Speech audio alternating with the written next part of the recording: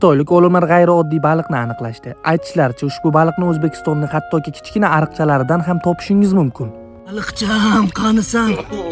Kalbasini yaraman. Qanisa? Ha, bobo, nima qilyapsiz bu yoqda? O'g'lim, seni dastingdan tinchlik yo'q ekanda, bolam. Mana uni qara. Bobo, nima qilyapsiz? Ha, bolam, Kalmar o'yinining 3-faslini ko'ryapman-da. Kinoni qayerdan topdingiz? Men topolmayotdim-ku.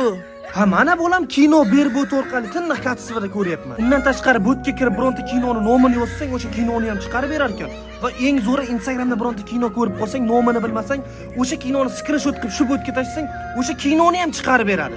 Va eng asosiysi, kayfiyatingga qarab botni o'zi senga kino tavsiya qilar ekan. Yo'q. Shularning hammasi attiga 7000 so'm. Va yana botga zakaz berishing mumkin. Botga o'tib adminlariga yozsang, libboy kinoyingni topib berishadi. Ha, u botga qanday kiraman, bobo? Ha, mana profilimni shapkasiga silkasini qo'yib qo'ygan. Bitta bossang kirib ketadi program. Bobo, ustiz nega xo'p? Boyagi suvdagi.